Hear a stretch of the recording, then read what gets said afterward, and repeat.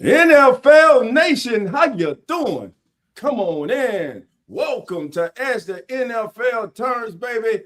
It's wild card weekend, baby. We are in the building, baby. Thank you all for being here. I'm Dolph Jackson. I'm Carlos Clayton, Uneducated Sports Talk. You already know who it is. It's Cowboy. Let's get it. Let's get it. Let's get it, man. Well, listen, wild card weekend, baby. Like I said, it's here. Today, we're going to break down the matchups. We're going to talk about the exciting games yesterday, two games that went kind of like a lot of people didn't expect. And let me tell you one thing, they should be thanking God, the football gods in the city of Angels, baby, because they escaped yesterday, and that was a great game. And I'm waiting for Coach to come in here because last week Coach said something. He said that, man, the Bears going to be the first team out of the playoff. But, Coach, I'm waiting on you. I need you in the building today, baby, because we got some talking. We got some reckoning today, baby. We got some reckoning to talk about today, baby. But, Yes, man, sir. let's get into today's matchups, man. And let's start no other than in the AFC, Buffalo taking on Jacksonville. And in this game here, man, it now starts. There are no excuses in my book. I don't care. I don't want to hear nothing about defense, lacking defense. If you that guy, you elevate your team. You elevate your team on both sides of the ball. You got MVPs. You made divisional round appearance. You made one AFC appearance, championship game appearance. It's time to kick the door win, baby. I'm talking about Josh Allen and the Buffalo Bills taking on the Jacksonville Jaguars. And by the way, this ain't going to be easy. And I ain't even going to give you my prediction yet. Because I want to hear Carlos. I want to hear from Cowboy. Coach, bring your ass in here. I'm waiting on you. I want to hear from everybody in the chat, baby. He don't run now. Don't run down, baby. Don't run now. I want to hear from everybody in the chat, baby. So let's get it, man. Carlos, I'm going to start with you, man. What are you looking when you analyze this game today between Jacksonville and Buffalo for the Bills to be victorious today? What do they have to do? And then, Cowboy, the question to you is opposite. What do the Jaguars need to do to come out with a W today? Well, first of all, for the Bills, they got their defense. They had to limit the big play from Jacksonville.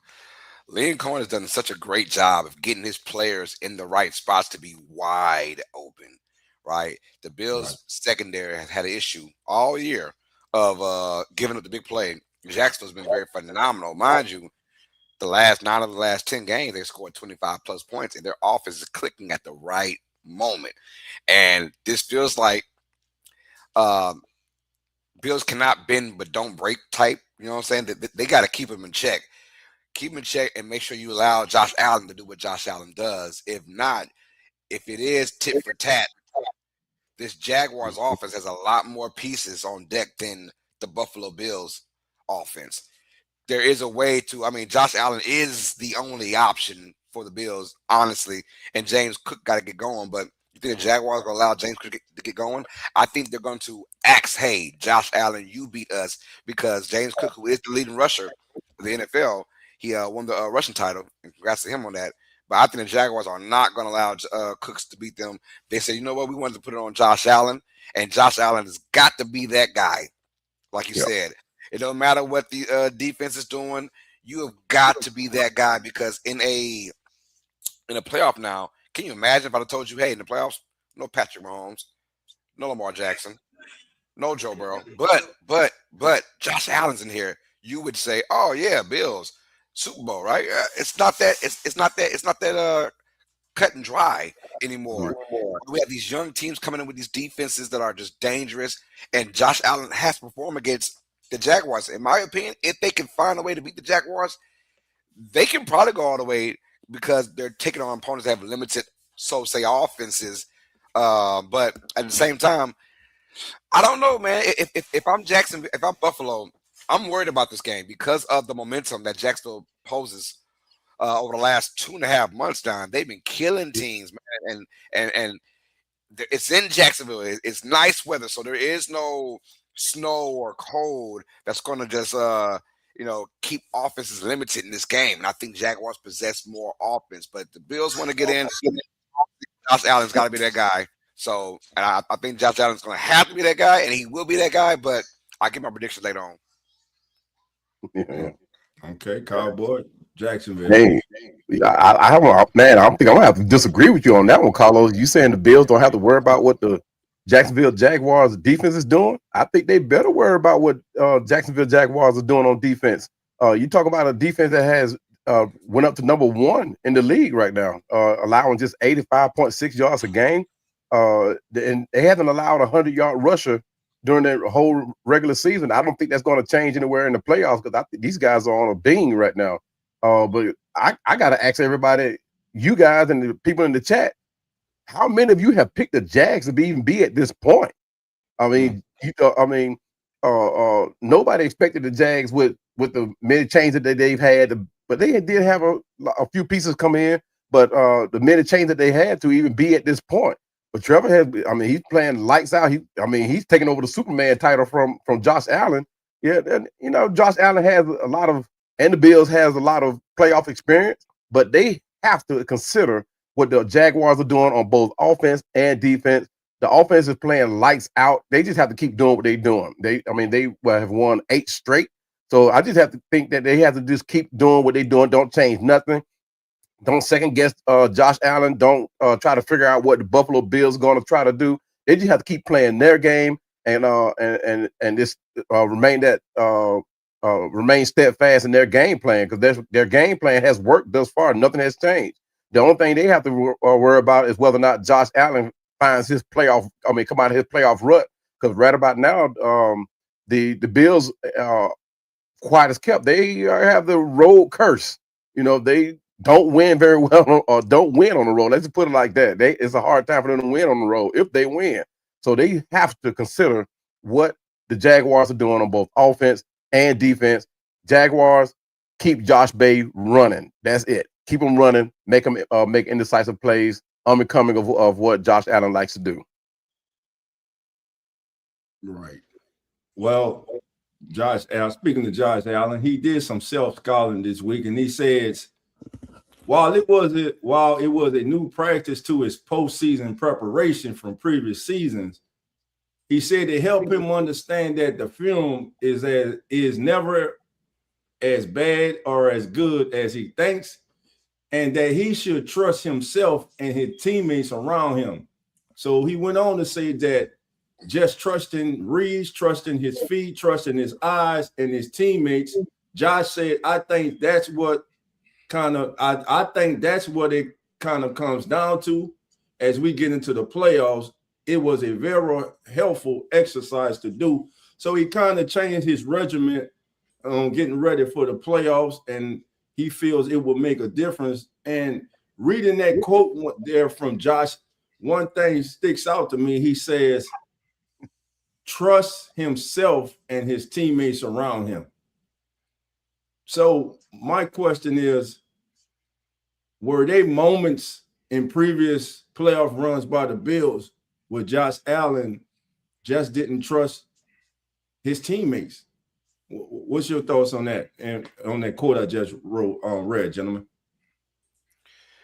I mean, obviously you have the Bills with Stephon Diggs. That was kind of a cancer. Josh Allen would never say that publicly, but privately, I know it was an issue with Stephon Diggs. But as far as this year, the reason why he could say that is because there is no clear and cut number 1 receiver.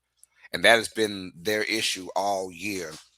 So I could see why he would say there were some times where it was difficult to trust teammates and in the past years, but now he feels pretty good because there's no one person that's crying for the football. Look, get open and I'm gonna get you the football and just catch the damn ball and let's go with it. That's the strategy they're gonna go with today as well, and the strategy can go on moving forward because that's their only way. unfortunately, you don't have that presence, right? That number one dog. That dog can kind of get you out of predicaments that are tough. The Bills don't have that guy that can get them out of a tough predicament. Those third and longs who can you really trust on a play-by-play basis. Not too many guys. You look at Shakir, who's pretty much a slot receiver. When you look at your tight ends aren't meant to be those playmakers. There are a few in between. We're talking about like the George Kittles and the Travis Kelce's of the world, right? But then when you look at his receiving core, Keon Coleman was supposed to be that guy. He's not that guy right now over the first two years of his career.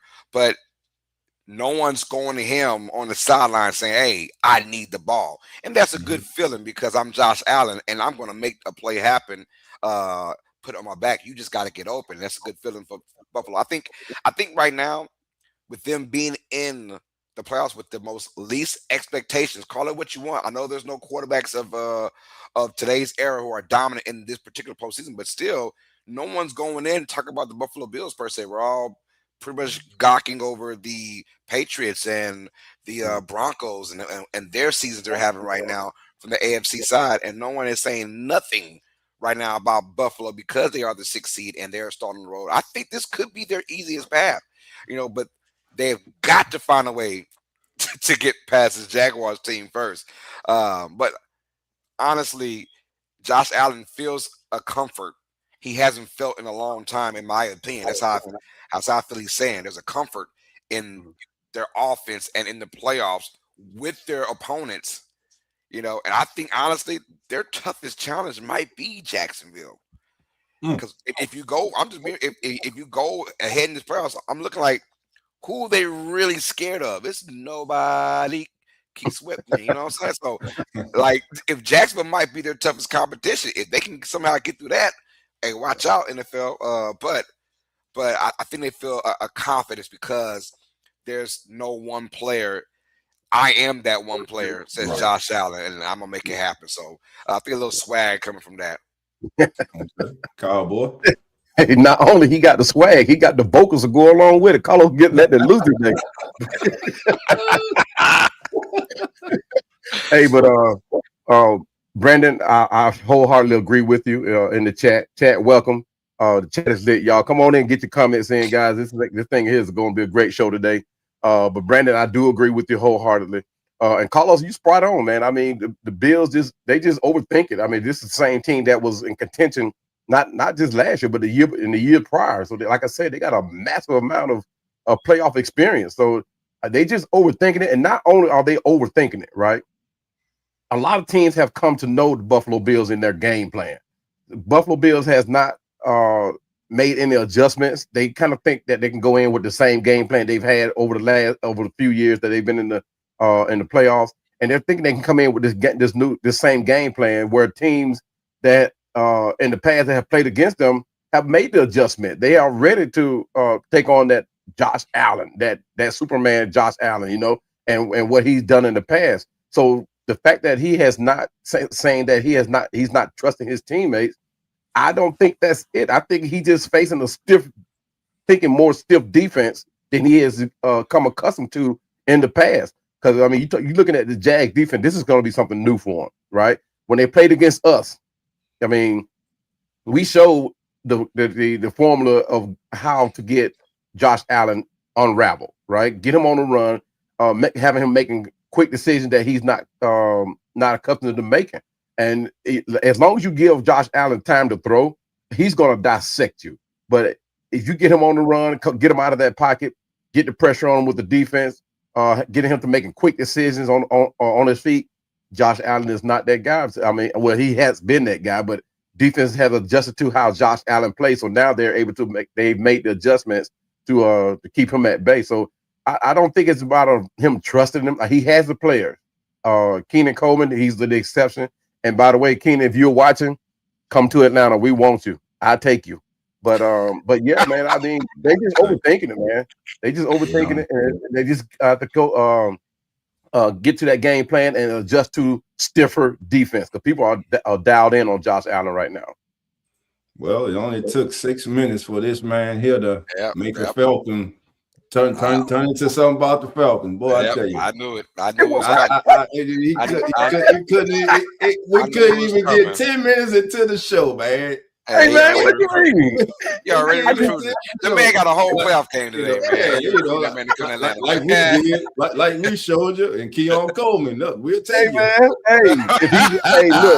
if he's watching, I'm letting him know. If he's watching, I'm letting him know, man. I'm advocating for him. Come to Atlanta. We want you. We'll get you happy, brother. Happy with the money. That's about it.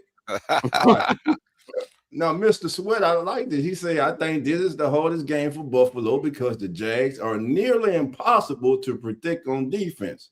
It's tough to predict, but I have Jags 35-32 only because their secondary is sneaky good. Great assessment. You guys agree with that? I think that's a good assessment right there. I agree. Look, young and talented across the board, man. Yeah, they are. I mean, across the board. I mean, talk about the D-line and the question. We're talking about Josh Allen. What about Josh Hines Allen? Right? Yeah. We haven't talked about him yet in the Jaguars defense. He put the hyphen just to get away from the Josh Allen comparisons, right? But anyway, he's been a beast, man. Matter of fact, broke the franchise record for most sacks in team history. But that being said, the Jaguars defense is phenomenal, man. And I like what they're doing. And what they've done is they know how to play with a lead, what a lot of teams don't. We're going to talk about that Packers game and Bears game later on, but a lot of teams can't play with a lead. The Jaguars have shown all year. Once they get that lead, as of late, they're not letting it go because that young defense is swarming. They know how to game tackle, and there's no one person that's just like they're all in unison at the right time. It feels good to be a Jaguars fan now for those Jaguar fans out there because your team is playing on a high level, and they're showing it, right? Going towards the end of the year, they're playing the best. I mean, when they went into Denver and smacked them up, you knew something was up. Yeah. Go by. So my bad, y'all parents at the same time. But they went in there and smacked the Broncos. So you gotta like what this feeling from the Jaguars right now because they're looking good. That's why I said this could be the toughest challenge for Buffalo. And I agree with old buddy Mr. Sweat. Yeah, I agree. This is the challenge for the Buffalo Bills because the Jaguars are solid across the board. Yeah. Right. When you look at their offense, when you look at their defense, special teams, Cam Little can bust it from 72 if need be. I mean, you know what I'm saying? So, I mean, across the board, they are as solid of a team right now. Can Buffalo go into Jacksonville?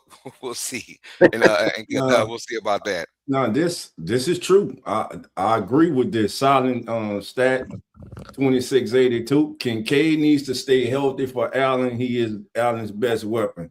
That's what I have believed for a while, that Dalton Kincaid is the best weapon for Josh Allen.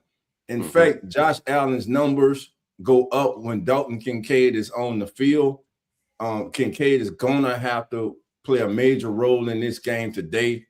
He's going to have to be that safety blanket for Josh Allen. He's going to have to come up with those big catches on third down. He's going to have to be his one-on-one matchups with the safeties and the linebackers.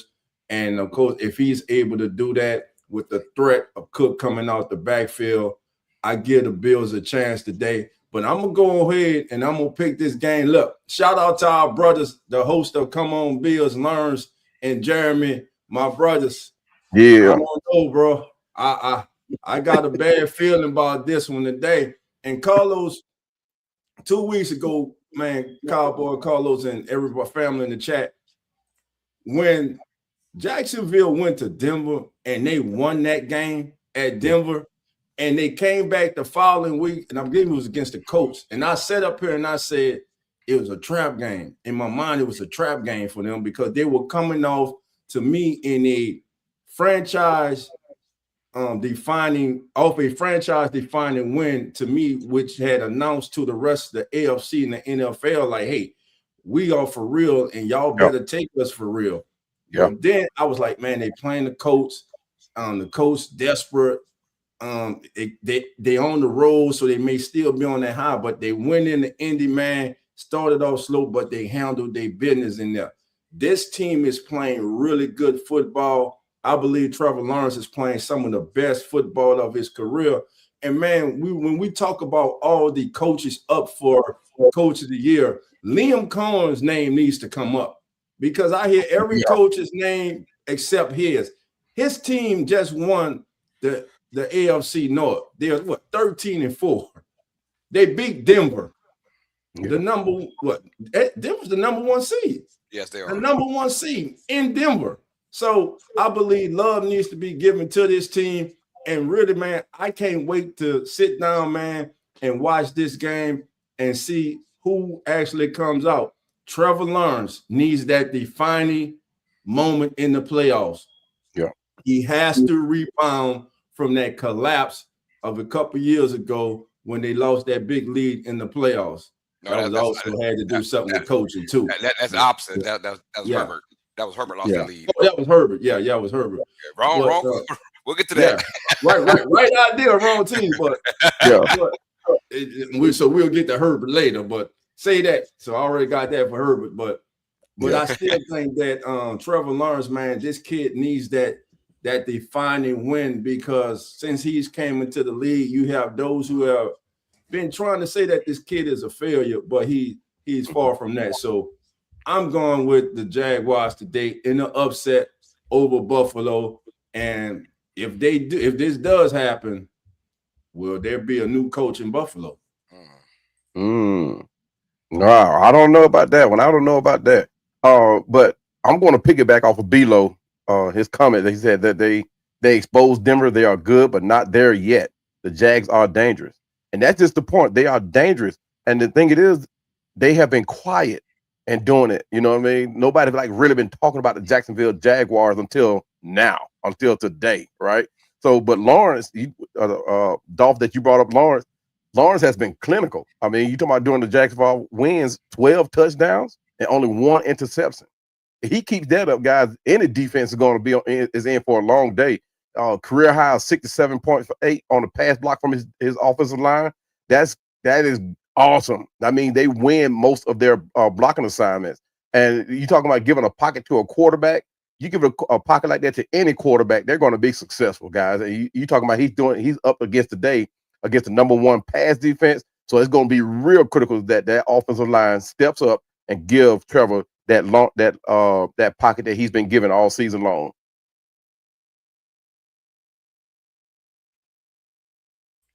Who you got in this game, Cowboy? Okay. I'm gonna stay with the Jacksonville Jaguars, man. They're on a beam, like I said. It's gonna be hard for I'm not gonna say hard for James Cook to run against this defense, even though James Cook won the the rushing title this year. You talking about 1,621 yards from James Cook, but he's against a team that has not given up 100-yard game. And you talking about they only average 85-point rushing yards a game. So it's gonna be tough for the Bills to rely on their passing game to win them this game if James Cook can't run the ball. But I'm going to take Jacksonville Jaguars. I'm not going to give a score. I'm just going to say Jacksonville going to pull it out. It's going to be a tight one, though, I think. Yeah, I got to go with Jaguars as well. Just because what I've seen from this team, like everyone say, well, the experience of Buffalo, they had some bad experience. Let's just keep that real. Just because you got experience, just because you played, what have you done when you played? And they got a lot. They won some games and they lost some games. This is new territory for them. I'm going to go with Jacksonville to win this game at home. Everything's clicking for them, all cylinders. Special teams going to do well. Cam Little's going to get them points as well.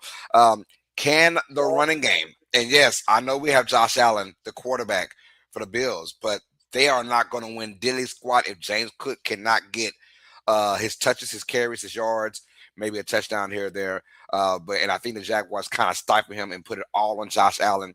And I think Josh Hines Allen and company will do a good job of shutting down that run game and putting on Josh Allen, the quarterback, and getting that dub. I got the Jaguars as well. We got a clean sweep, y'all. We got Jacksonville beating Buffalo. But I will say this, though, before we leave. If Buffalo, and y'all hear me out, if Buffalo wins this game, I got them going to the Super Bowl. Oh.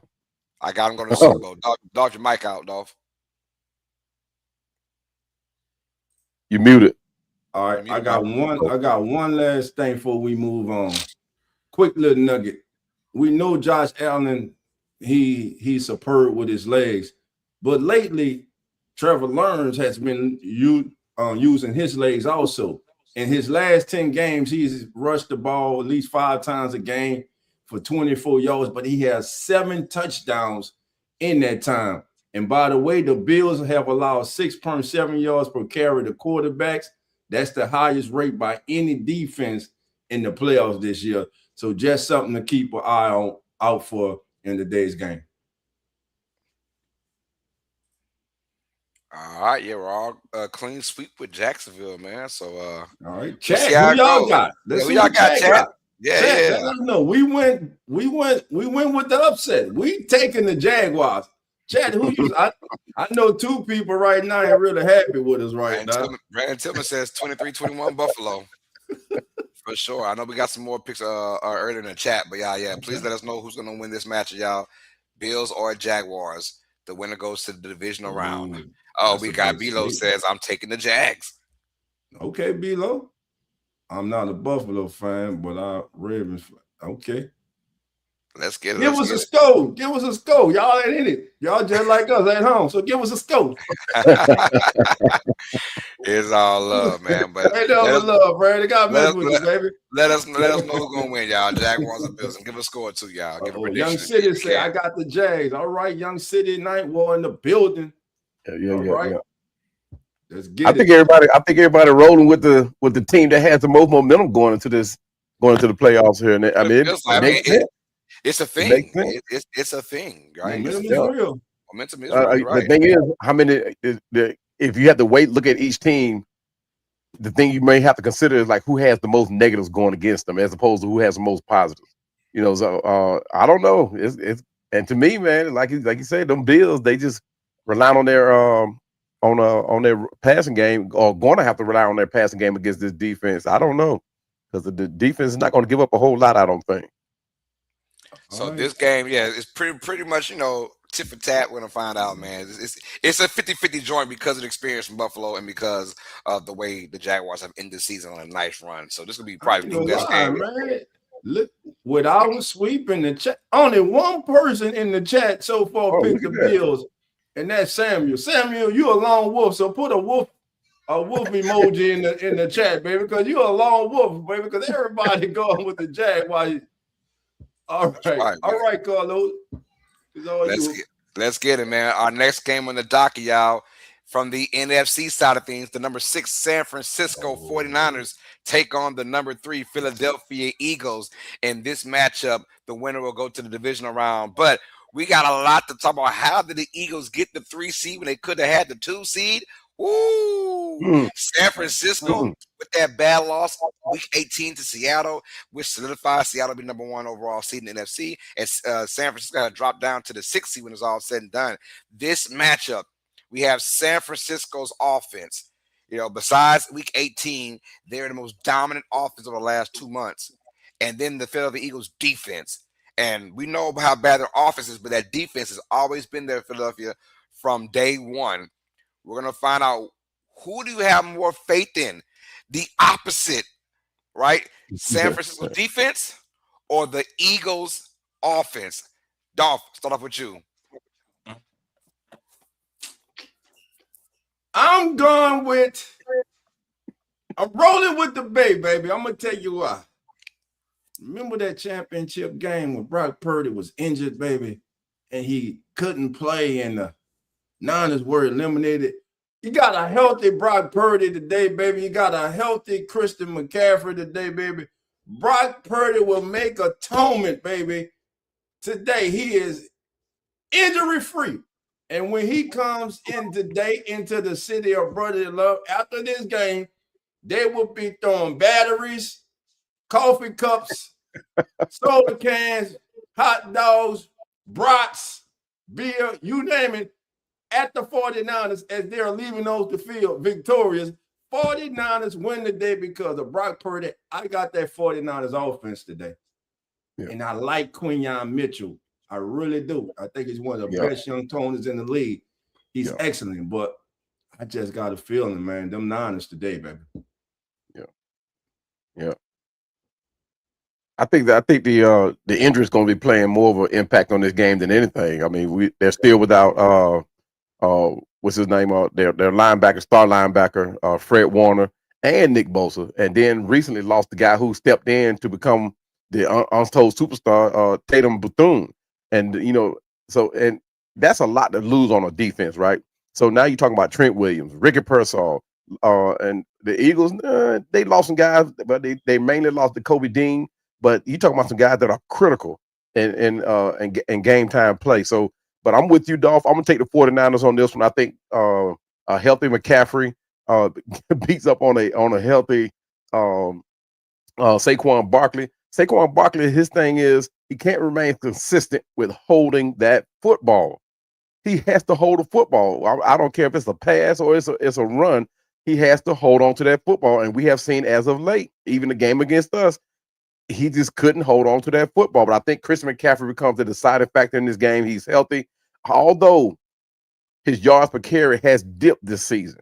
But it's what the 49ers does with Christian that makes all the difference in this game here. I think Philadelphia has that defense. They just don't have enough defense to step up and stop the Christian McCaffrey that we know today.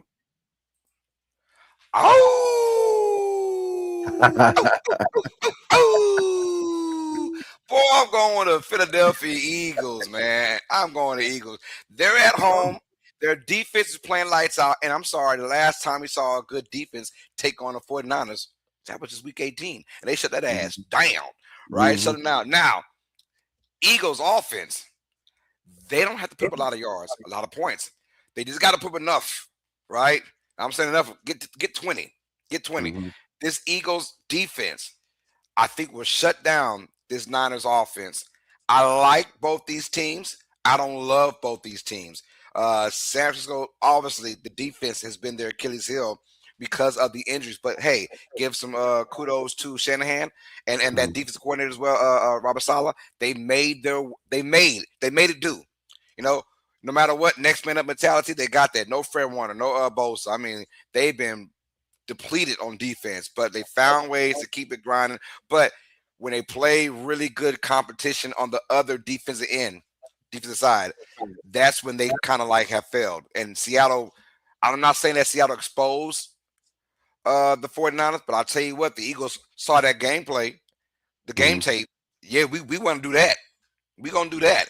This is already a really good defense. As far as the Eagles go, look, they gambled and took that chance to rest their starters, which I thought was just atrocious to do that. Because who do you think you are? Your offense ain't worth shit right now. Let's just keep it real. Last time we saw them with their starters, 16 total yards of offense in the second half against Buffalo. And that's the Bills, y'all. So can their offense do just enough? Because their defense is going to put a hat in the hat. We know that already. Their defense is going to be all over Brock Purdy and company, and you got to stop CMC. But CMC, the only thing about CMC is he is really good about getting 5 to 8 yards. But for some reason, he's never hitting it for 30 anymore. Them games are getting 20 and 30 and 40 are done. That means the Niners have to dink and dunk their way to scores. They tried to against Seattle. It just did not work. I think the Eagles take that same blueprint because let's not get it twisted. San Francisco wanted to win that game. So they put all their chips in the bag and said, let's go, because who doesn't want the number 1 overall seed to go through you in your conference, right? So they did it all. So this wasn't just a fill it out kind of game. Niners tried to win this game, but Seattle was just that damn good. I think Eagles take that blueprint on defense, and they're at home as well. That crowd's rocking and rolling. It's going to be cold. It's going to be a little chilly out there, I imagine, in Pennsylvania. And that could slow down that Niners offense a tad bit. Give me Philadelphia to win this game. I'm going to go with a low-scoring game. I'm going to say Eagles 20, San Francisco 14. And Purdy come from our state, man. He used to playing in cold weather. Purdy and the 49ers today, baby. Spank that ass, man. They spanked that ass today. I'm telling you, I don't want to hear nothing about no cold, a little bit of nothing. All right, Seattle last week, they did their thing. That's all right. Shanahan and went back to the drawing board, baby. They done draw a little something up for the Eagles, man. And let's not act like this Eagles defense has been the Eagles defense that we saw dominate the Chiefs in last year's Super Bowl, because they haven't.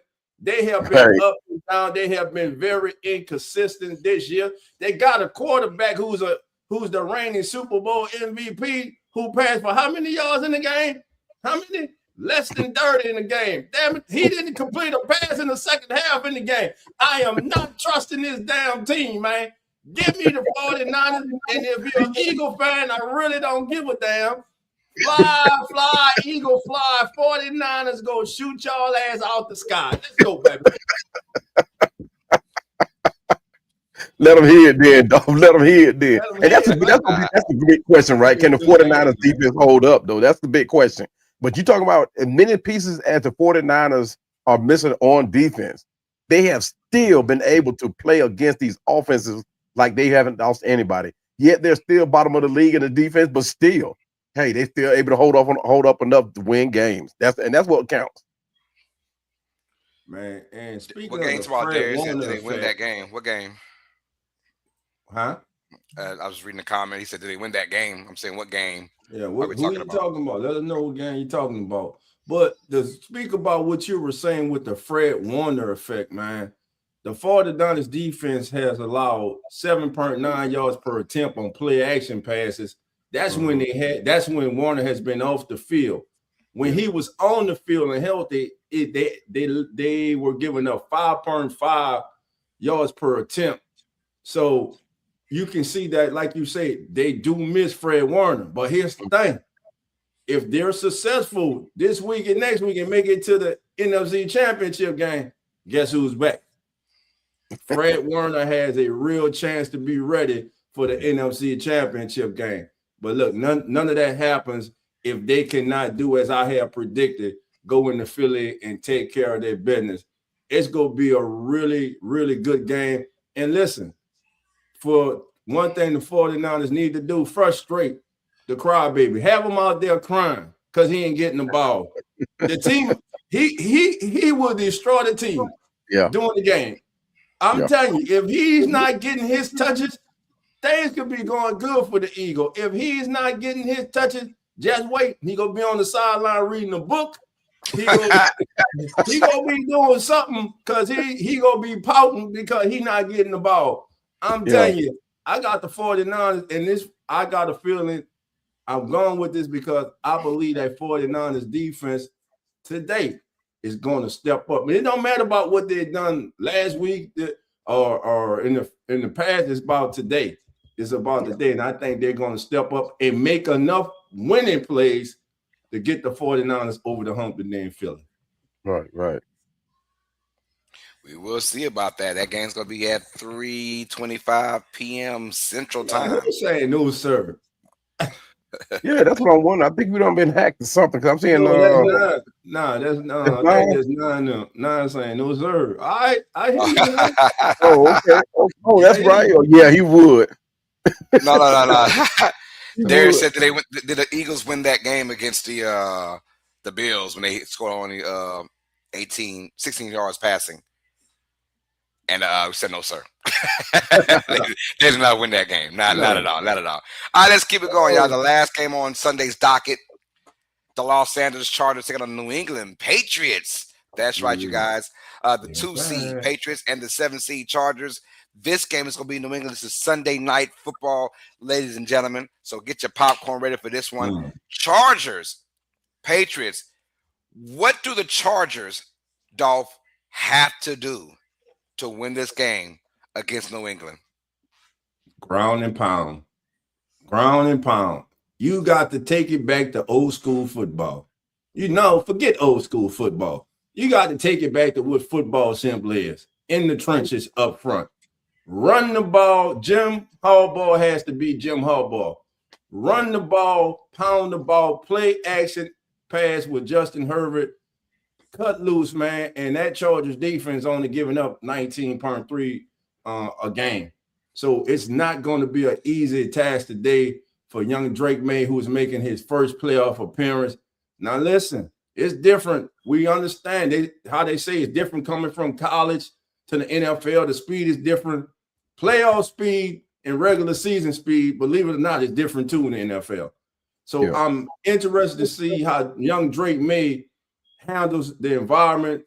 Look, you're favored. You're at home. You're playing for one of the most prestigious franchises, winning the franchise in the history of the National Football League. You're following a legend, and right now you're the darling of New England. You're the franchise. You're the face, and now you go into the playoffs. This is where superstars are made. Will he be able to give a superstar performance today against the Chargers? I think everything I said, and I'm actually going with the Patriots because I just don't think Harbaugh is going to run the ball. I think he's going to try to put the ball in Herbert's hand. And to me, if you take away what's the slot receiver? His name slips my mind right now.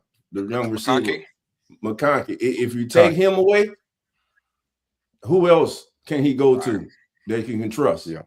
That's my thing with the Chargers. So for them to win, they're gonna have to run the ball, and I just don't think they'll have enough success running the ball to keep the Patriots honest. So I'm going to go with the Patriots in this one. I'm loving this matchup. The styles they're kind of similar. Run mentality, and then run that ball first, play action, and then get your young quarterbacks, rocking and rolling off of that. Who's going to need that more? Obviously, the Chargers. The Patriots have gotten lucky all season long. Only 3 games all year they played against teams above 500, right? And now their 4th game, they're probably playing against the worst team that's above 500, in my opinion. Yeah. The Chargers, so the Patriots got lucky in that as well, in my opinion, taking on probably the worst team that's above 500 because of their ineptitude on offense. They got nothing going on offense, right? Nothing. Yeah. Even their running game, Marlon Hampton, who is still he's still going to play, but there's some questions about his health coming into this matchup, right? Then you got Quentin Johnson, right?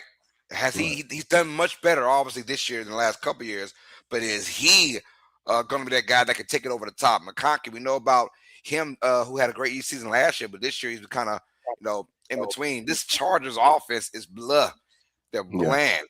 They're I mean, even Keenan Allen, he's getting old. Nothing wrong about that, but they're just blah. They're just getting by. That defense has done them wonders this year. Can they make this game close? Yes. Will they win this game? No. I'm going New England to win this game, and I'm going to go – I think New England pulls away in the 4th quarter. Give me the Patriots 31, Chargers 21. I'm going with New England to win this game. All right. Yeah, man, I'm surprised y'all didn't give this one a blowout, really. Wow. I'm yeah, but the Chargers are just, like you said, the worst team above 500. And Herbert has been like the most pressured quarterback this season with 54 sacks. Their standout tight end has been gone. Their 2 guards have been playing hurt. And I think the communication will be tested early coming into this game. I think New England will go after Herbert a whole game with even with the guys they have on the bench. They're gonna test this guy and see how far he can go and how long he can go. But their strategy is going to be simple. New England has a 61% stunt rate, so they love to come after you on 3rd down. And don't think that Vrabel, who's the defensive minded that he is, he loves taking chances too. So expect New England to attack the Chargers replacements because it's going to be across that offensive line where they get tested at. But you talking about their standout tackles they're both coming back. Rather, let's put it like that. And the guards that have been playing hurt all season, it's going to be strange to see how they are able to pull this together and protect Herbert, who's also been like not playing like his best, right? But Jim Harbaugh is a different thing. He hits anything that moves. He's not that guy that relies on one player. So he's the type of guy that changes it up, mixes it up. But their defense, 5th in yards allowed. So you talking about a run game that could prosper in this, and that's what New England has. So, but they're gonna have to lean on some guys to step up. It's not gonna be just one guy having to look forward to make plays. They're gonna have to look for guys to step up. And I'm going with you guys. I'm with New England on this one as well. Harbaugh has his hands full. Justin Abrams has his hand even more full. So it's gonna be nice to see. Or I say nice. It's not gonna be nice for Justin Herbert, but it's gonna be something to look forward to how they figure this game out. I got it going 31-17 Chargers, and like you said, they're gonna pull away in the fourth. I mean, not Chargers, New England, and they're gonna pull away in the fourth quarter. I'm just asking myself, what do the Chargers do well on offense? They don't do anything quite well on offense. The Patriots, Mike Vrabel and company, they're going to exploit that in their defense, right? You don't do anything well, fine. We're going to show the whole entire world why you don't do anything well. And I like this Patriots defense going to this game. Like I said, and Dolphins don't want to hear about the cold weather.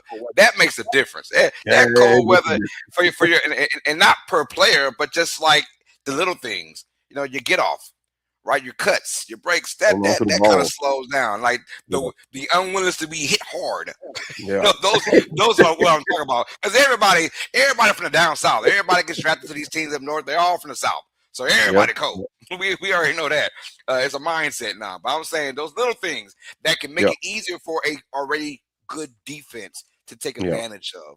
So that's what I'm talking about. But and the Chargers, let's keep it real. When was the last time they played a really, really cold game? They've been so blessed to be in LA and blessed to be in SoFi Stadium and blessed to to not have many games that are below 40 or 50 degrees. Well, they about to have one tonight. Yeah. They about to have one tonight. And they better get their warmers together or something because they got to move.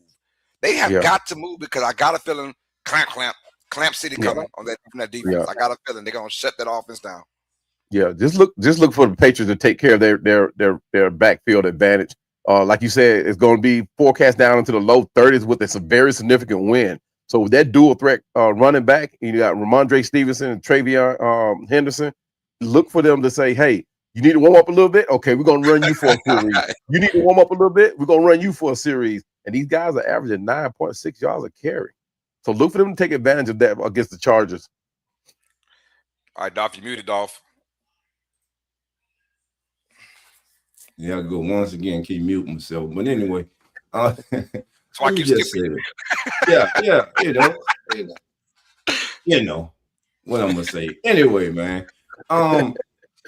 One thing that I'm gonna look for in this game is the way Drake May, once he gets to the line of scrimmage, the way he diagnoses what the Chargers are doing on defense, because the Chargers are one of the most complex defenses in the NFL. So it's going to be really important when he comes to the line to see how he handles that and how he changes his protection at the line of scrimmage, how he picks up where the pressure is coming from. So that's going to be that cat and mouse game between the young quarterback and the defensive coordinator. Yeah. I'm gonna tell you this. For the Chargers, I know we're shitting on Los Angeles, but hey, field position is going to be huge. Can their defense make the Patriots go 3 and out? Right, force that punt, get the ball in good field position, and get some points on there. Right, I feel like if you can score, if the Chargers let's just say they take an early 7-0 lead, that'll put pressure on New England because they're still young. And we don't know how they're going to come out there in this particular ball game. So if you're the Chargers, you got to score first or have your defense, show some love real quick on that first drive or two and put it on New England and say, hey, it's going to be a long game for both teams, right? Yeah. And field position, who wins the turnover battle as well? Can the Chargers do that early in the game? If not, it would be a very, very long day for Los Angeles. But they got to find a way to get this Patriots team off the field and with good field position for their offense so they can score, at least put some points on the board. 3-0 is even scary, right? If they score the first 3 points, the confidence will be up there for Los Angeles. Just keep it. But if you go down, if the Chargers go down 10-0, that's ball game. Yeah, sure. I'm glad you say what you say, Carlos. It's something that we haven't touched on here. And I've been watching all the national shows. It's something that always is overlooked until it bites you in the behind. Special teams. Special teams, like you say, field position, man. Punters coming are very important. The kicking game is very important. And we saw yesterday that a missed extra punt and a missed field goal sent the team home in the NFC. You had another team in the NFC that turned the ball over too many times, muffed a punt. So special teams, family, special teams could be the difference in a game like this. Well, like we were saying, for a team that is challenged at scoring and winning a shootout as the Chargers are, special teams could be that X factor for them to get them over the hump. So special teams is something I think we all need to pay attention to in all these games this wild card weekend. Right. Yeah, true indeed. And that's not getting twisted either. The Chargers does have an X factor. They do, believe it or not. Derwin James, their safety, they stand out safety. He can't confuse Drake May. He can't get out there and disguise some coverages. And the Chargers could either find a way to stay close because of the defense, but can one man make the difference? Can one man be the wrecking crew that has Drake May second guessing his throws, or have Vrabel second guessing his game plan? Who knows? Right. But Derwin James has his hands full back there. It's gonna be cold. As we know right now, we all got the Patriots winning this matchup. We'll see how it goes Sunday Night Football. And now to my favorite game of the week of Wild Card Weekend / Monday Night Football. Monday Night Football, the number 5 Houston Texans take on the AFC North champions, the number 4 Pittsburgh Steelers. Y'all, these two teams are going to clash. Yeah. Monday night. And now welcome back, DK. I'm gonna knock your ass out, Metcalf. Welcome back him. He's now part of the office yet again for Aaron Rodgers. Much needed too, because if they would have lost that game, he would have been the scapegoat like a mug. Oh my goodness. Yeah. I can hear it now from Pittsburgh. Not only Mike Tomlin, but also DK as well. But that being said, Texans, Steelers, start with you, Cowboy. What are you feeling in this game? Who has the upper hand between these two teams?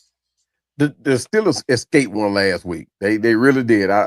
It came down to a field goal, and I think the Steelers really escaped one. I like Tomlin, but a lot of people saying that he may have lost it a little bit. He may have lost a step. I don't know, but Tomlin has remained steadfast in his career at Pittsburgh, and it's hard to go against him. But Houston has been hot. They have been that unsung team that nobody has penciled in as winning a championship game. But I'm gonna have to stay with the Steelers, man. I'm gonna have to stay with the consistent one, Tom. I'm gonna have to stay with him, man. The Pittsburgh Steelers, Mike Tomlin, he's been getting it done over there, field goal or not, close game or not. He's been getting it done over in Pittsburgh. So I'm gonna stay with him. Aaron Rodgers is proving that he's not as old as people may think. He is a good thinking quarterback. So I'm gonna have to stay with the Pittsburgh Steelers. I can't give a score on this one. I really can't. It's gonna be a close one. It may come down to one of those games like it was last week. But like I said, I still got to stay with them Pittsburgh Steelers. And I agree, man. I mean, as much as this is going to be a tight matchup, and this is going to go either way. If this game were in Houston, I'll for sure said Houston. But this game is in Pittsburgh, and it's a reason why you go get an Aaron Rodgers. I mean, about time, right? And I'm saying like he's in his 40s, but someone like an Aaron Rodgers. They've been dealing with the Mason Rudolphs and the Kenny Pickett's for too long now. And it tells you the mentality. Even in that Ravens game, I think Mason Rudolph or Kenny Pickett or whoever else, they don't win that game. Aaron Rodgers, with the malfunction of the helmet and all that going on, he still found a way to win that game. And they did it without DK Metcalf. Yeah. The mentality of Houston, I'm loving it, right? My only concern is their offense. Can they score enough points? This game is going to be close. This game will be in the fourth quarter. I can almost guarantee of all the games that are happening Sunday and Monday, this Monday Night Football game is going to be the closest game. And there is no clear-cut winner because both these teams, I like this Texas team because their defense can go on the road and at home and play lights out, right? Pittsburgh, not that good of an offense. But for some reason, they've got that small it factor. And I just got a feeling that Pittsburgh is going to find a way at the end to win this game. I'm going to go with the Steelers 20-17 over the Texans. But I feel like if Houston can win this game, watch out. We'll find out how they do. But, boy, I mean, both these teams can win it. And my gut feeling is telling me Pittsburgh at the end is going to find a way to win this game because they somehow slow down Stroud and that offense, they're not the cream de la creme anyways, as they would say it, right? Yeah. They've had their own issues on offense. And I feel like Pittsburgh's going to find a way to win this game very, very close. I'm going to go 20-17 Pittsburgh, game-winning field goal. About you, dog. Yeah. Well, Danielle Hunter and Anderson, that pass rush for the Texans is going to be really key. And Danielle Hunter had a message for his guys. He said, it's simple. Go rush, go have fun, and don't overthink it. And quite frankly, if they go out there and they play their brand of defense, which this season has been superb, I believe Houston can walk away with a dub in this game. If they are able to force Aaron Rodgers off schedule, they can win this game. For Pittsburgh, it's simple. They have to control the pace and they have to avoid those costly turnovers. If they are unable to do that, that stadium will become quiet. Yeah. No, it won't become quiet. It will get loud because they will be booing and they will be saying same old thing. And they will be saying, what? Fire Tomlin. It's time for him to go. So Houston, I believe Houston goes in today and they do not win because I'm with you, Carlos. I don't trust their offense. And most importantly, I don't trust C.J. Stroud. And it hurts me to say that because he's one of my favorite young quarterbacks. I don't trust him here in the postseason, man. I just don't. I like Daniel Hunter. I love Daniel Hunter. I actually wanted him here in Atlanta. But here's the thing that I guess when he made that comment that he did not consider, and this game is going to come down between these two quarterbacks, right? The veteran savvy quarterback of Aaron Rodgers, and then the up and rising C.J. Stroud. But the one stat that he didn't consider when he said that, the Steelers have won 23 straight home games on Monday Night Football. God dang. The Texans, the Texans are and you mentioned the road game, right? The Texans are 0-6 all time in road playoff games. So, but could that change tonight? I mean, Monday night? Who knows? But those are stats that you really have to consider. Like I said, the veteran play of the Pittsburgh Steelers, you got the veteran head coach, the veteran quarterback. You're talking about the two that can put their heads together and win just about any game. So, like I said, I'm staying with the Steelers. It's going to be a good game, though. Well, we got a clean sweep. I do not think we'll have a clean sweep with that game. But, yeah, that is one thing, though. Yeah. You need to get the offensive tackle / tight end on your he playing today. He playing Monday, right? Who's Wolf that? is in his back, right? I believe he's back, right? He had a broken forearm or something like that. Good God Almighty! Man, but yeah, man, wrap it up, man. Yeah, wrap it up. Yeah, if he is playing, I mean, kudos to him because they're gonna need his blocking for sure. Yeah, that's all I wanted to say. We move on.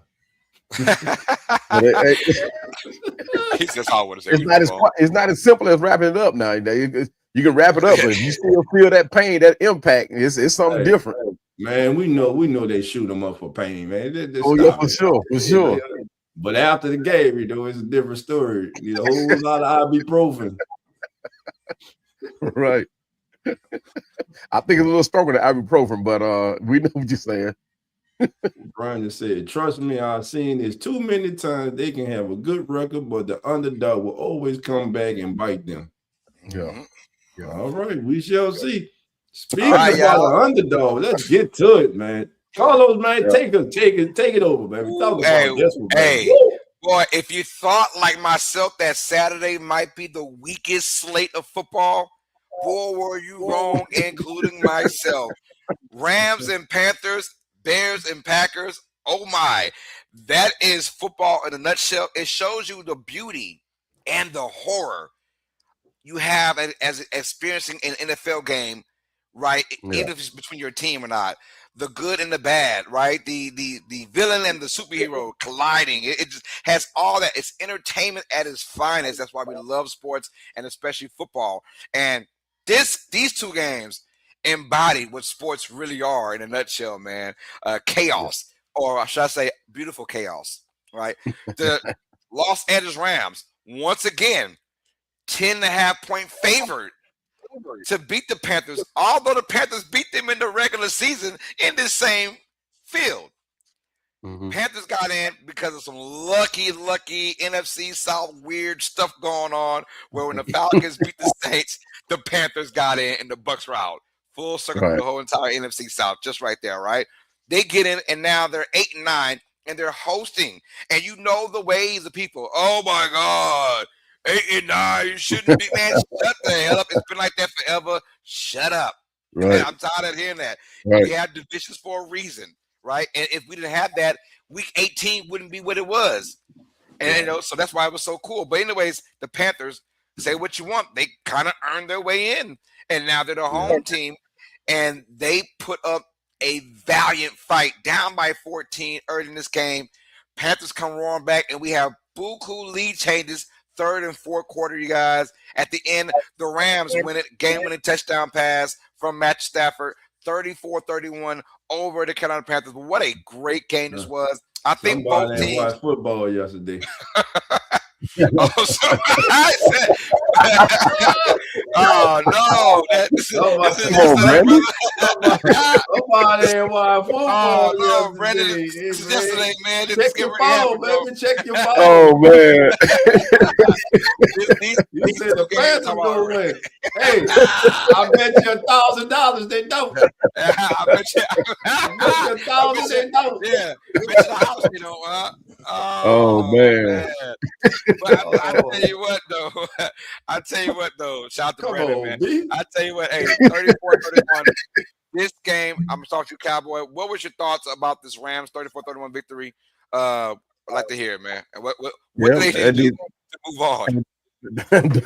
Them Carolina Pampers, but you can't be mad at their performance, man. But you talking about Bryce Young and his debut in the postseason. You talking about a kid that these guys that the Panthers considered benching and even trading at one point. But this goes to show you what a team can do, what a team is capable of when you surround a great player with some great starters and some great playmakers. So, like I said, Bryce Young, in this game, man, you talking about resilience that he displayed, but he put up against a veteran quarterback, Matthew Stafford, and I mean, you talking about, but he went toe to toe with him. So you're not looking at somebody the Chargers coming in, not the Chargers, the Rams coming in and just sweeping the inexperienced Panthers. You know, he went toe to toe with him. And it actually came down to to final seconds of this game. But it was a great game. It was one of these ones that's one to watch. Unlike just like the other two games that happened, I mean, this was one to watch. Puka Nacua, for some reason he didn't look like himself, even though he did dominate. He missed some key catches that could have won them, that could have made the game even more decisive for the Rams. But 10 catches for 111 yards from Puka. I mean, he's become the McCaffrey of the league now. So that was a deciding factor. But shout out to them Carolina Panthers. It was by our own demise that they got in there, and I think that's one of the reasons why Raheem had to go. You know, you don't get swept by your division rival and expect to stay in and coaching and stay in and coach. But yeah, shout out to them Carolina Panthers, man. Can't be mad at them how they played. Shout out to the Los Angeles Rams for pulling the win out and displaying a great game for us. This game had a lot of swings in it. If you're watching this game, like the announcer said on TV, former Panthers great tight end Greg Olsen, man, how in the world is this game 17-14 at halftime? Yeah. Let's go to like the last 2 minutes of this game. It was a third down. Matthew Stafford drops back. Adams is wide open down the left sidelines. He overthrows him. Then they punt the ball, and Trevor Etienne fumbles the ball. Rams recover. Rams get a 4th down and 1, and instead of running the ball, they opt to roll Matthew Stafford, to drop Stafford back. He rolls out, has an opportunity to run, but then he sees a linebacker coming at him like a heat-seeking missile and knows he does not have the foot speed to get there, so he throws a ball across his body that's incomplete. Right. That was a big moment in the game. Then later in the game, fourth quarter, you get the big block punt by the Panthers. And speaking of Bryce Young, that was a dime that he threw in that corner to Jalen Coker. And shout out to that kid, because that kid played one hell of a game yesterday for the Panthers.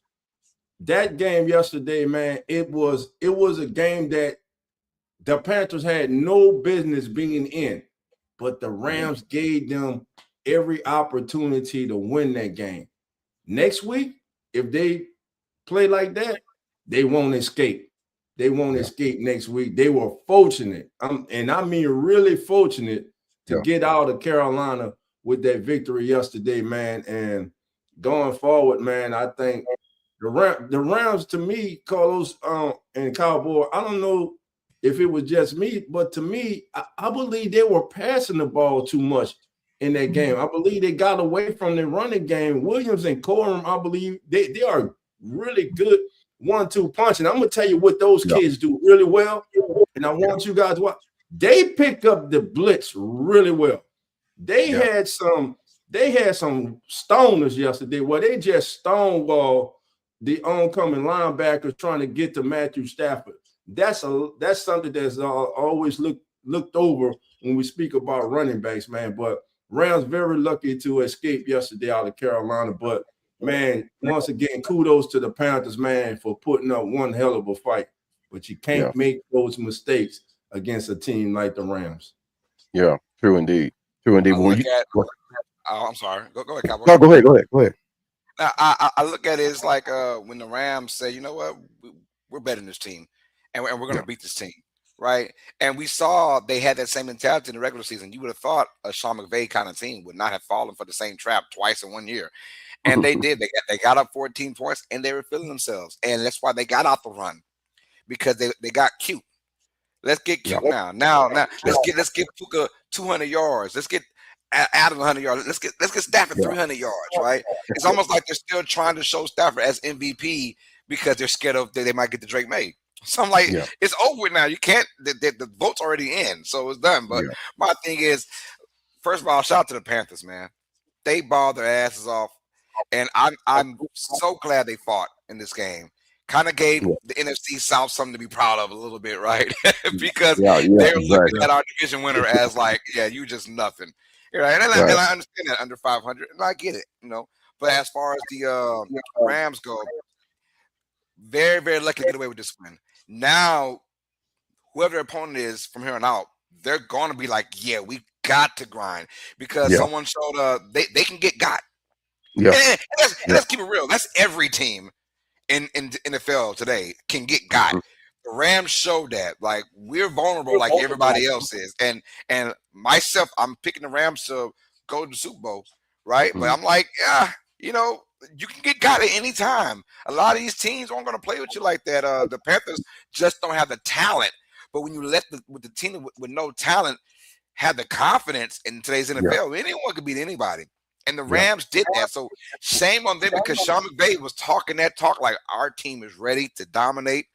Let's rock and roll. You thought there'd be like a weather issues with rain and all that. That wasn't a fact in today's game. It was heart. Right. Had to show the heart.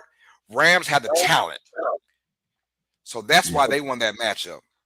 Because of the talent. And at the end, the Panthers just couldn't get anybody open the last drive. And they had somebody open. He couldn't catch it. Number 15 got his name. But still, like, they let those guys hang around. You do that against the other teams, they gonna beat you. They gonna beat you.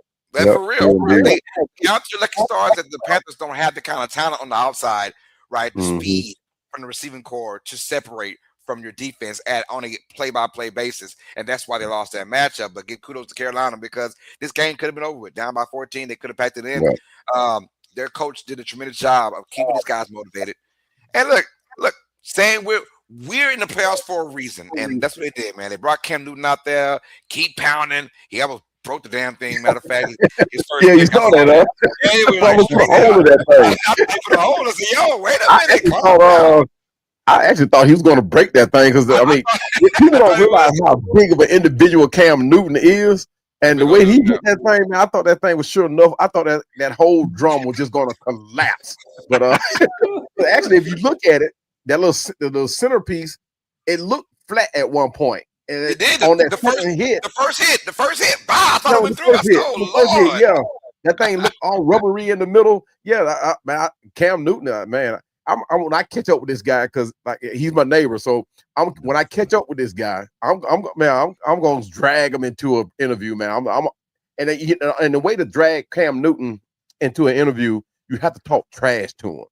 So you can't just go in there and say, hey, Cam, can I get an interview with you? No, I'm talking trash to him because he and I both coach Little League football. So it's one of the things. I'm talking trash to him. I'm gonna grab him up and we're gonna come into the thing. I know he's a big individual. I might take a butt whooping, but it'll be worth it. Yo, this is also a building block for Carolina as well, man. I mean, some niggas look. Is there's no more victories? I understand that. We're all grown professionals, but from a team standpoint, where you were the biggest underdog of the weekend, you have no chance of being in this playoffs. If you would have won this game, you probably lose next week anyways. But still, they got something to build off of now. You got to let that little young nucleus they have, man. But Yeah. the Rams, it showed. Hey, Yeah. F around and find out. Yeah. Fafo, F around and find out.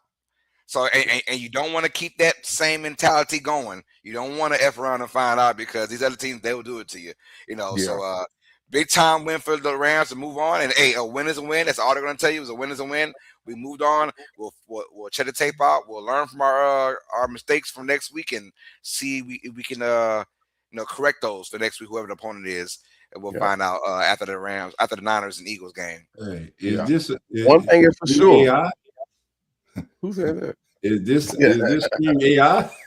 or what you trying to say is this stream live? I don't know, bro. Nah, what happened was they saw three good-looking brothers. They said this cannot be real. That's all it was. Hey, three good-looking brothers. It just can't be real in the same. Man. Three good-looking black brothers in the same little live stream. This gotta be AI. It gotta be AI, right? Exactly. Gotta be AI, right? Gotta be AI, baby. It has to be. This cannot be real, man. Come on, man. Hey, man. I don't know. Before we move on right quick, man, shout out again, man, to Jalen Coker yesterday. The young receiver, man, yesterday hauled in 9 passes for 134 yards and a touchdown, man. The young man played his behind off. Puka Nacua yesterday was targeted 18 times and came away with 10 catches for 111 yards. Plus, he had 1 rushing touchdown. He should have had 3. And that's why I would say that the Rams were playing with fire. How many times have we seen Puka Nacua drop a wide open touchdown? Man, that thing was so in his hands, man. And I saw it go through his hands and bounce off his helmet. And he just hit the ground like he was just flat out dejected because he knew he was supposed to have that. He knew it. Yeah. And that's what I'm saying. They left. They were unable to close the door on the Panthers. And again, they were fortunate to be moving on next week because if they would have got whooped, it would have been the second biggest upset in wild card history behind when the Seahawks beat the Saints. Yeah. And we should be the ones complaining about that rule, right? And saying, and I'm not complaining. I like the rule. Win your division, get in the playoffs. It's not my fault that you could not win your division, right? So that's why, like when the Saints went 12-4 and we had to take on these 7-9 Seahawks, it's because the Falcons went 13-3. We didn't win our division. So it's simple as that.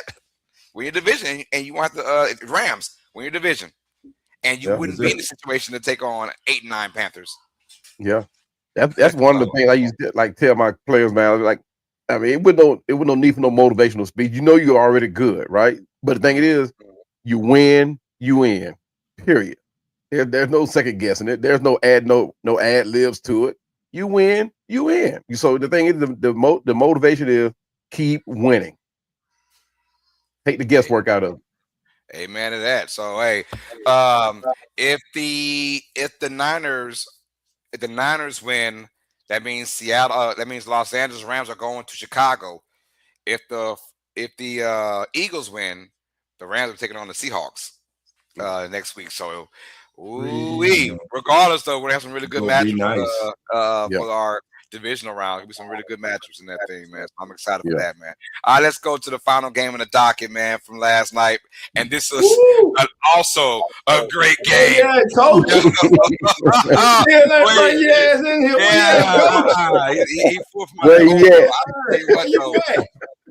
Chicago Bears at one point. Oh, down, man. I believe it was by 18 at one point. 21-3. Yeah. All hope was gone.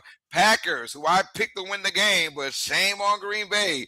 I really thought that they have been there, done that, experience, right? We talked about that earlier. Experience. The Packers, they were not experienced in that second half.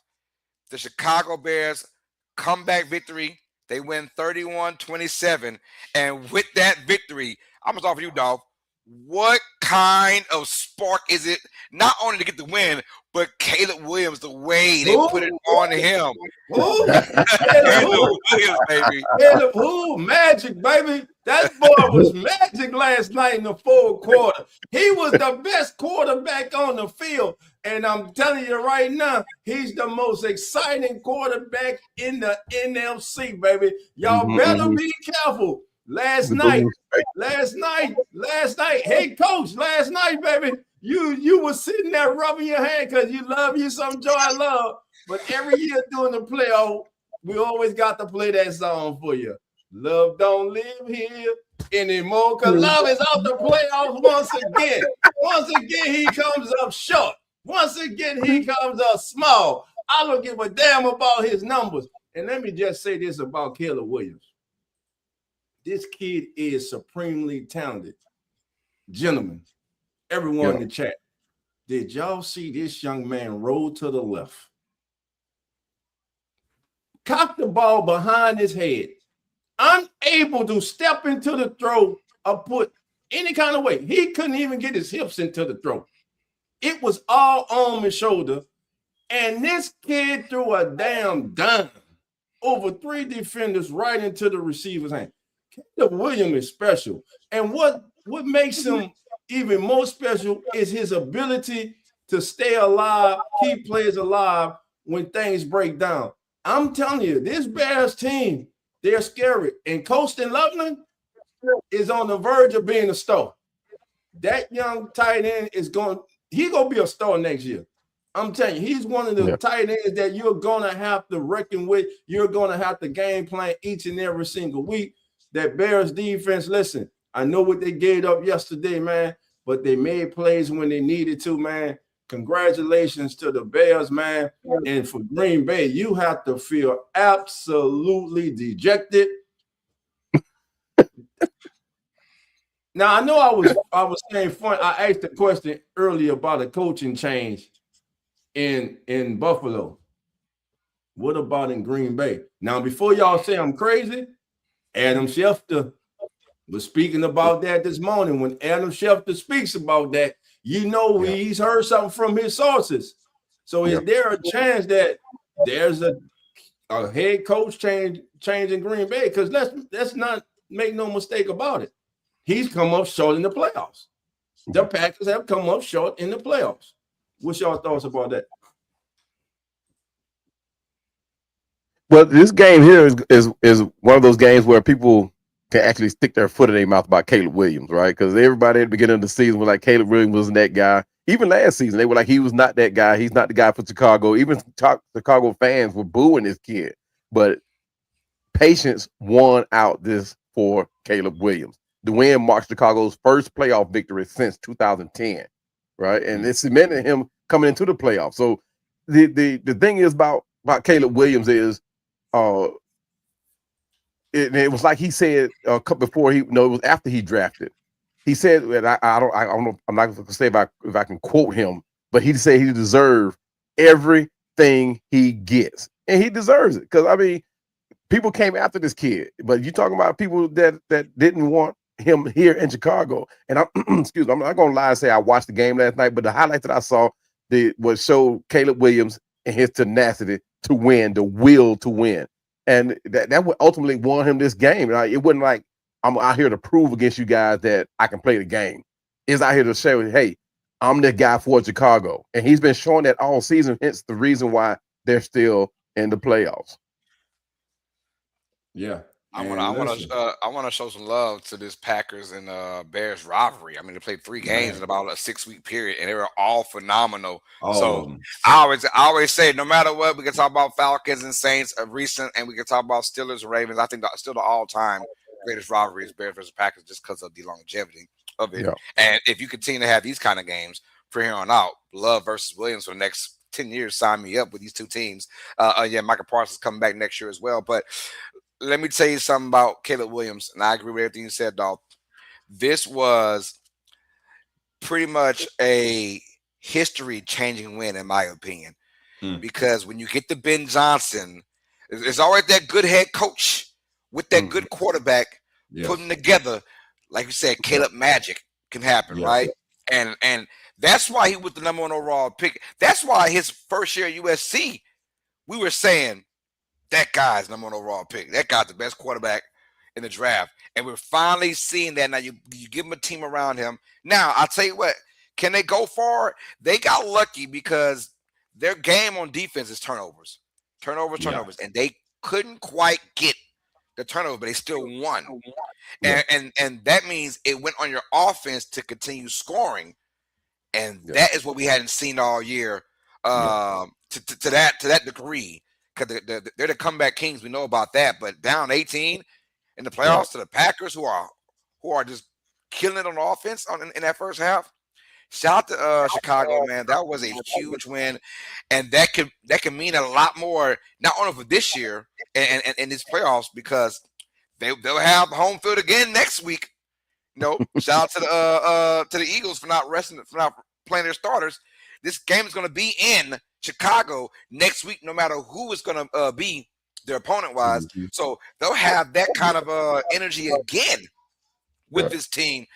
So, but next year, when you do get better on defense, when you do get better on offense, you're only going to have more success as it goes on, because you got your head coach and you solidified your quarterback, and now you got weapons around them. The O-line look good too. You got the running game, and the running game didn't even really take full effect in this game. It tells you, if we can get this passing game going on, look out NFL this year, right? Because they could easily make themselves now into the NFC Championship game, and who knows when that game will happen. So I got to give credit to Chicago. Green Bay, man, very unfortunate when you go through that lax, man. It's almost like we're up 21-3, and it's almost like I kind of don't want to be up that much early in the game. No one ever wants to be that, because you is a sense of tendency to be lax. Get relaxed, Yeah, you get relaxed real quick, and you don't want to have that. It's almost like I would rather be up like a touchdown, maybe even 10 points, but 18 points going into halftime. You're in your locker room. You're all high five. Everyone's happy, right? The only ones mad are coaches, because they have to be mad, right? You gotta find something. But as humans, you're like, yo, this game is easy. We got in the bag, and then you go out there your first possession, you go 3 and out. All right, and Chicago comes in and get a field goal. Well, I mean, it wasn't much, just 3 points, but the confidence boosters, little things like that that happen all the time. But Green Bay, as far as you go, Matt LaFleur, another year, another time being short, and this isn't the Buffalo Bills situation where they were sorry for so damn long, right? And now they got great, and now they're not winning though, so it's kind of easier to move on from your coach. The Packers have a successful history. Matt LaFleur wasn't the first Packer head coach to have success. They've all done it. It feels like. So if you're not bringing in Lombardi's championships, what are we doing then? Because this game solidified who the Packers really are. Without Micah Parsons, we saw that they just give up yards after yards after yards. And unfortunately, he might bite the bullet. I mean, I want to see him come back one more year, but I wouldn't be really scratching my head if they let him go, because the Packers have had success everywhere they go, no matter who the coaching team is. So Jordan Love, Can they get them a number one receiver? And I know they got Matthew Golden, but I don't think he's a number one receiver still. I just don't like his size. I don't know. We'll see how that goes. Yeah, he had 2. So I mean, they haven't found. They got a bunch of 2s and 3s at the receiver position. Yeah, they're good. Yeah, they're good, but who can really make it? Who's your Puka Nacua? When I need a play, right? We saw them drop keep passes. Jalen Reed dropped the pass. We saw Dobbs dropping passes. That team when it was crunch time, the receivers yet again could not build up to it. And obviously the Bears did a good job of not even the Bears, the Packers did a good job of getting their running game out the way. Yeah. Got Josh Jacobs. You got him there for a reason. Yeah. That man only had the football. I know he's battling injury, so I can understand it. But if he's in the game, use his ass. And they not run him nearly enough in that second half to lose an 18-point lead. That means you're not running the ball enough, in my opinion. And shout out to the Bears, though. And their game management, man. His game management of the clock in that second half, man. I mean, you start a 4-minute offense, man. You're passing the ball instead of running the ball, forcing them to have to use all their timeouts. You're leaving them with timeouts. You call a timeout and you come back on the field and you have a delay of game. I mean, their clock management, man, was just awful yesterday down the stretch. So there are a number of things to look at, man. Yeah, that's what I'm saying. Absolute dumb. That delay of game after a timeout was dumb as hell. You're right. That was dumb as hell. How the hell you get a delay of game after you just can't? And what was funny is Love was trying to call back-to-back timeouts, and you can't call back-to-back timeouts. You can't. Nope, you can't. In the NFL. That's not allowed. So, man, that was on coaching, man. That was poor communication by everybody on the sideline. So you had to look into all that. And for Coach, I'm calling you out because you ain't here because you were talking that shit last week. So Caleb Williams had a quote for Coach and all the haters out there after the game. Caleb said, baby, we're here and we're going to be here for a while, be in a bunch of games and be in these moments and come out victorious. Take that.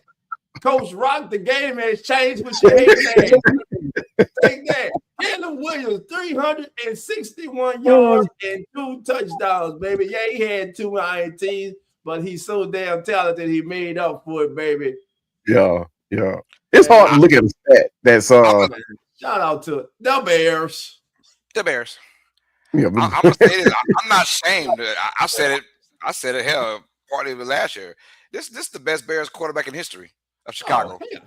Easily. And someone was like, someone had to kind of question, like, are you sure? Just 3? Wait a minute. Yeah, no, this is the best Bears in history. In history. Better than the infamous Jim McMahon? Yes, sir. Yes, sir. Oh, my goodness. He was scared by one of the greatest goodness. Yes, one sir. of the most overrated quarterbacks. Overrated. Anybody could have won the championship with that defense. You say overrated, but the man won. That's why Mike Dick cursed him out every week. Listen. The best damn quarterback in cannot Chicago dispute history. winning. You cannot dispute winning. You can say what you want about the man, won. about the individual, but you can't dispute winning. Oh, the man won. I can. He won. Trent Dilfer won as well. Nobody give a damn about Trent Dilfer. Well, Trent Dilfer was. Dilfer was better than McMahon. You know what I'm saying? What's his name? Notice I Johnson.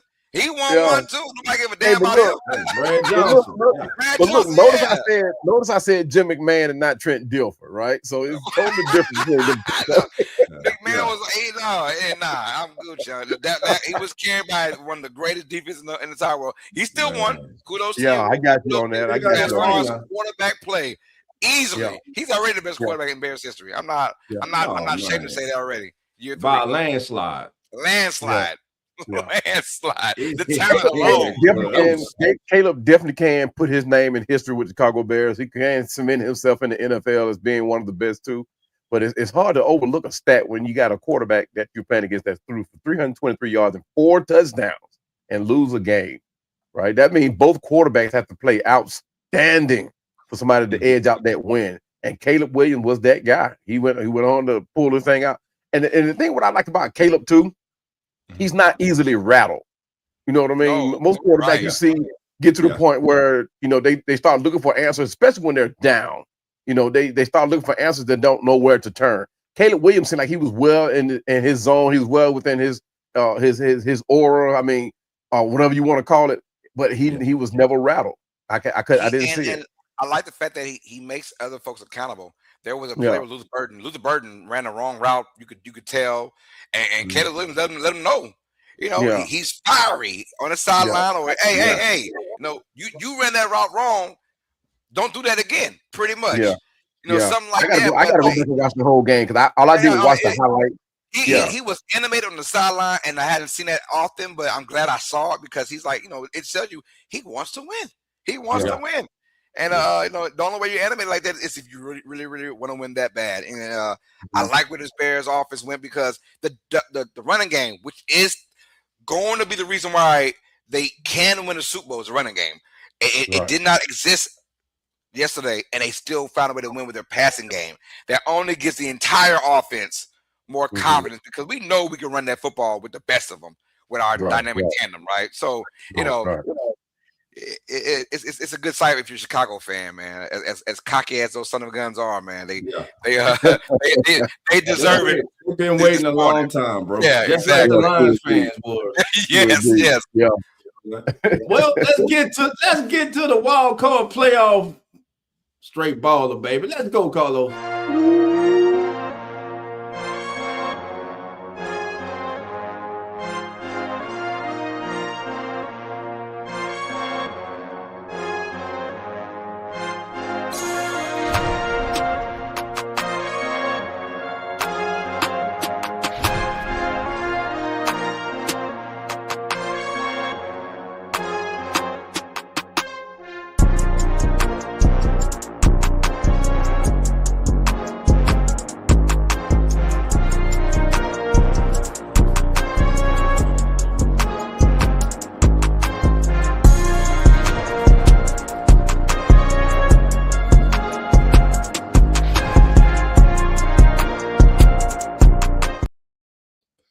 Carlos, give me the music, baby. Oh, yeah. As the NFL turns, family, how you doing? It's your boy, baby. It's the wild card edition of Straight Ballin'. Well, I didn't have a lot of options this week to scour across the nation, baby. So, dog, where you going? I know you're all like, let's see where dog going today. Well, baby, I'm going to the Sunshine State, baby. That's right. My straight baller today will be on the field. It is not a quarterback, baby. It is a guy who a lot of people have forgotten about. You have forgotten how talented he is. You have forgotten how explosive he is. But today, against a suspect defense in the Buffalo Bills, Brian Thomas Jr. will reintroduce himself. Allow me to reintroduce myself. My name is what? Oh, man. Brian Thomas is my straight baller for the day. Let's go, fellas. Yo, I had to look around too, man, and I'm going the opposite side of the field. I'm going with the defense, you guys. San Francisco versus Philadelphia, and I'm going with that Eagles defense. When you say who? There's two things we know in life. White man can't jump, but a white man can play cornerback, you guys. That's right. Cooper DeJean is going to be all over the field today against the San Francisco 49ers. I'm going with the white man flying with the Eagles, you guys. That cornerback couldn't anything, y'all. He's just a damn good corner. Cooper DeJean as my straight player of the week for the wild card. Recap, you guys. I think it's an interception and a forced fumble. How about that? What about you, Cowboy? Ooh, unlike Dolph, my straight baller, straight shot caller is a quarterback. But I'm not staying in the NFL. Guys. We never flinched in the face of adversity. When we had to respond, we responded. Yeah, y'all may have stolen his Lamborghini, but you didn't stop that ride to the top. put some respect on his name after all the noise and the doubt that said he couldn't win the big game away from Georgia. Whether people love the swagger or hate the transfer portal, the results are undeniable. He went on a heavyweight revenge tour and dismantled the best teams of the best. He dismantled the heavyweights of the 2025 season. The first round, he knocked off Texas A&M. The quarterfinals, he took down the reigning champs of Ohio State in every very defensive fashion. And then in the semifinal in the Fiesta Bowl, and oh, what a fiesta it was. In the legacy-defining performance, he took down the one and the only, the Ole Miss Rebels. And don't lie, Carson Beck is my straight baller, shot caller of the week. And I'm not saying that just because he is my quarterback of the Canes, Miami. Man, this man just bought up Carson Beck. This will be the only time Carson Beck will get selected for straight baller of the day, because when he gets to the NFL, he will be a career journeyman. He ain't a starting quarterback in the NFL. He's trying to get 7-8 years playing in college. He done played a whole damn career in college. He's trying to get an 8 damn year. But listen, he could go to the UFL and be the first league's all-time leader. I'm just saying, man. Carson Beck, bro. I like Carson Beck at Georgia, man. I just think that he's talented, but I don't think he's that guy like a lot of people were trying to make him out to be. But listen, the kid's doing this thing, and he's surrounded by some dogs, baby. He got some dogs, and that freshman from Miami, hey, my God, that's what we right did. There, that kid right there is special, man. Yeah. And Carson Beck looked like Napoleon Dynamite. They took his glasses off. Man, y'all stupid, man. Man, we got to get out here. Listen, Carlos will be having the Bills taking on the Jaguars, man. So come on over to Uneducated Sports Talk. Check out Carlos and PJ immediately after this stream. We thank you all for joining us. And listen, we'll be back next Sunday for the divisional round. And hopefully we'll have the hater in here. Coach will be back in the building. He'll stop ducking me. We'll see everybody next week. And remember, family, what we tell them, fellas, the doors are now open. So come on in. Enjoy your wild card weekend. We out.